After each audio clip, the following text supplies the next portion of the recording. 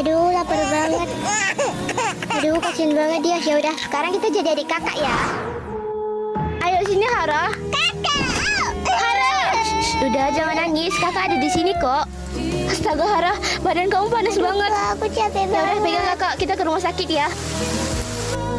Oh, kondisi adik kamu serius dan butuh besar untuk Kak, pengobatan. dok saya mampu bayar biayanya, tapi tolong adik saya. Ayo Pak, beli Bu. Yang bersih ya, jangan sampai ada sisa Iya kotorannya. Bu, akhirnya uangnya cukup juga.